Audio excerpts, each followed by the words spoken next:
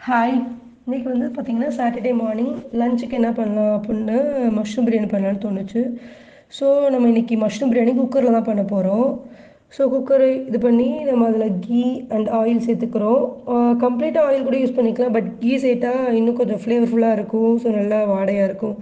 So, அதுக்காக நம்ம key சேர்த்துக்கிறோம். ஸோ, ஃபஸ்ட்டு தேவையான பொருள்லாம் எடுத்தாச்சு.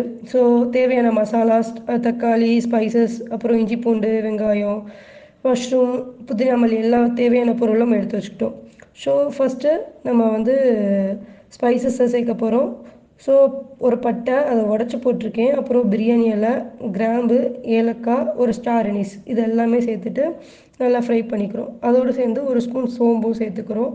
ஸோ இது பண்ணாவே நமக்கு நல்லா வாடையாக இருக்கும். ஸோ பிரியாணினா இது மஸ்ட்டு. ஸோ இதை ஃபஸ்ட்டு ஆட் பண்ணிக்கிறோம். ஸோ நெக்ஸ்ட்டு வந்து வெங்காயம் 2 பெரிய வெங்காயத்தை நீள் வாக்கில் கட் பண்ணி வச்சுருக்கேன். ஸோ பிரியாணிக்கு எப்பவுமே நீள் வாக்கில் தான் கட் பண்ணணும். ஸோ கட் பண்ணி வச்சுருக்கேன். இது கூட வந்து நம்ம 2 பச்சை மிளகா சேர்த்துக்கலாம்.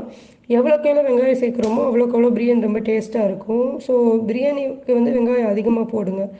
அதே மாதிரி வெங்காயத்தை வந்து நல்லா ஒரு மாதிரி ரெட்டிஷ் ப்ரௌனில் நல்லா ஃப்ரை பண்ணால் தான் நம்மளுக்கு டேஸ்ட் அதிகமாக கொடுக்கும். ஸோ அதெல்லாம் நல்லா ஃப்ரை பண்ணிக்கோங்க.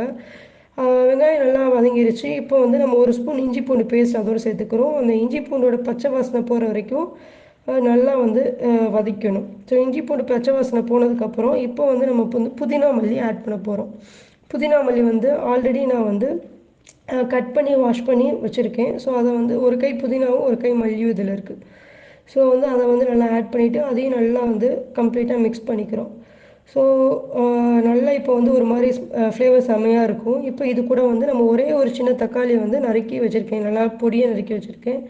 ஸோ இதை வந்து நான் நல்லா ஆட் பண்ணிக்கிறோம். இதை ஆட் பண்ணி முடித்தோடனே இதில் வந்து நம்ம மசாலாஸ் ஆட் பண்ணிடலாம். என்னென்ன இருக்குது பார்த்தீங்கன்னா, இதில் வந்து மஞ்சத்தூள், மிளகாத்தூள், மல்லித்தூள், பிரியாணி மசாலா எல்லாமே ஒரு ஸ்பூன் இருக்குது. ஸோ மஞ்சத்தூள் மட்டும் ஒரு பிஞ்ச். ஸோ எல்லாத்தையும் ஆட் பண்ணிட்டு எல்லாத்தையும் நல்லா மிக்ஸ் பண்ணிக்கலாம். மிக்ஸ் பண்ணிவிட்டு இதை வந்து ஒரு ஸ்பூன் சால்ட் போட்டுக்கலாம். ஏன்னா சால்ட் போட்டால் டொமேட்டோவும் சரி ஆனியனும் சரி வேகமாக வெந்துடும். அதுக்காக நம்ம சால்ட் ஆட் பண்ணுறோம். இதெல்லாம் ஆட் பண்ணிவிட்டு நல்லா மிக்ஸ் பண்ணிவிட்டு இப்போ இதை க்ளோஸ் பண்ணி வச்சுக்கலாம். எதுக்கு க்ளோஸ் பண்ணுறோன்னா தக்காளி நல்லா வெந்து எண்ணெய் பிரிஞ்சு வர்றதுக்காக. இப்போ நம்ம ஓப்பன் பண்ணோம் அப்படின்னா எண்ணெய் நல்லா வந்து பிரிஞ்சு வந்திருக்கு. இந்த ஸ்டேஜில் வந்து பார்த்திங்கன்னா தயிர் ஆட் பண்ணிக்கணும். தயிர் ஆட் பண்ண உடனே வந்து கிண்டிருங்க.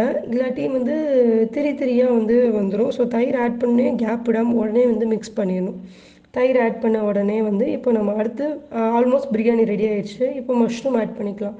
இப்போ இந்த ஸ்டேஜில் மஷ்ரூம் பிரியாணியில் மஷ்ரூம் ஆட் பண்ணுறோம். இப்போ வெஜிடபிள்ஸ் பிரியாணி பண்ணுறீங்க அப்படின்னா இந்த மஷ்ரூம்க்கு ரீப்ளேஸாக வெஜிடபிள் போட்டுக்கோங்க. அவ்வளோதான். இதே மாதிரி நான்வெஜ்ஜும் சிக்கன்னா சிக்கன், ப்ரான்னா ப்ரான். ஸோ மஷ்ரூம் ஆட் பண்ணிட்டோம். மஷ்ரூம் ஆட் பண்ணி ஒரு மிக்ஸ் பண்ணிவிட்டு ஆல்ரெடி நான் ரைஸை வந்து ஹாஃப் அன் ஹவர் முன்னாடியே வாஷ் பண்ணி ஊற வச்சுருக்கேன். அந்த ரைஸையும் ஆட் பண்ணிவிட்டு மிக்ஸ் பண்ணிக்கோங்க. மிக்ஸ் பண்ணிட்டு ரைஸுக்கு தேவையான தண்ணி. இன்றைக்கி நான் எந்த ரைஸில் பண்ண போகிறேன் அப்படின்னா சீரக சம்பாவில் பண்ண போகிறேன். ஸோ சீரக சம்பாவுக்கு வந்து ஒரு கப் ரைஸுக்கு 1.25 கப் வாட்டர். ஸோ அதுக்கேற்றாப்புல போட்டுக்கோங்க. ஆல்ரெடி மஷ்ரூம்லேருந்து தண்ணி வரும். ஸோ அதுலேருந்து அதை நீங்கள் கால்குலேட் பண்ணி தண்ணி ஆட் பண்ணிக்கோங்க. இப்போ நல்லா கொதிச்சு வருது. தண்ணி வத்துற அளவுக்கு வெயிட் பண்ணிகிட்டே இருக்கணும். அந்த அரிசி தெரிகிற மாதிரி வரும்போது தான் நம்ம குக்கர் லிட்டை க்ளோஸ் பண்ணணும். ஸோ அந்த க்ளோஸ் பண்ணுறதுக்கு முன்னாடி ஒரு ஸ்பூன் நெய் விட்டு அணியாக நல்லா ஸ்மெல் இருக்கும். ஸோ இப்போ க்ளோஸ் பண்ணிவிட்டு ஒரு 10 மினிட்ஸ் பார்த்துக்கோங்க. ஒரு விசில் வருதான்னு பார்த்துக்கோங்க. இல்லை 10 மினிட்ஸ் சிம்மில் வச்சு விடணும். ஸோ 10 மினிட்ஸ்க்கு ஆஃப்டர் ஓப்பன் பண்ணிங்கன்னா டேஸ்ட்டான மஷ்ரூம் பிரியாணி தயாராக இருக்கும். ஸோ இது பார்த்திங்கன்னா செம்ம டேஸ்ட்டாக இருக்கும். ஸோ இந்த மாதிரி ரெசிபி வீடியோஸ்க்கு நம்ம சேனலை ஃபாலோ பண்ணிக்கோங்க. தேங்க்ஸ் ஃபார் வாட்சிங். தேங்க்யூ.